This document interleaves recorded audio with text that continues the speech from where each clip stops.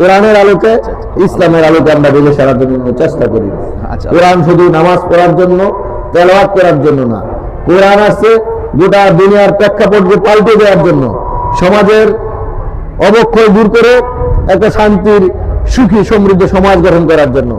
আল্লাহ রাসূল সাল্লাল্লাহু আলাইহি ওয়াসাল্লামকে ডাক দিয়ে আল্লাহ তাআলা রাব্বুল আলামিন বলছেন, তাহা মা আনজালনা আলাইকাল কুরআনা লিতাশকা, হে নবী, আমি আপনার কাছে কোরআন এজন্য নাজিল করি নাই, কোরআনের মতো মহামূল্যবান রত্ন আপনার কাছে থাকার পরেও আপনার ভাগ্যের কোনো পরিবর্তন হবে না, সমাজের মানুষ ভাগ্যহত থাকবে, এজন্য আমি কোরআন নাজিল করি নাই।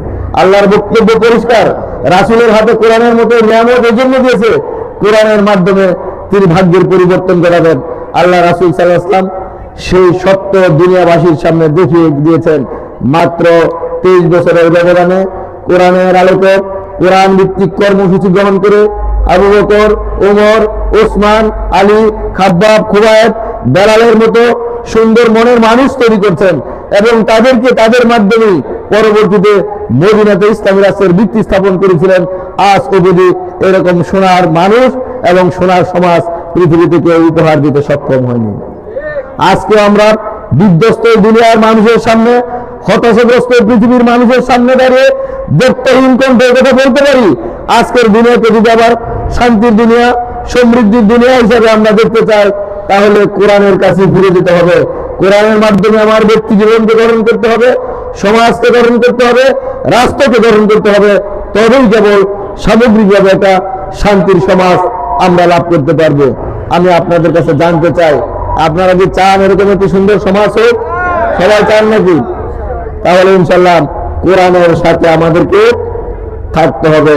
কোরআন পড়ুন, কোরআন বুঝুন, আল কোরআনের সমাজ গড়ুন। কোরআন পড়ুন, কোরআন বুঝুন, আল কোরআনের সমাজ গড়ুন।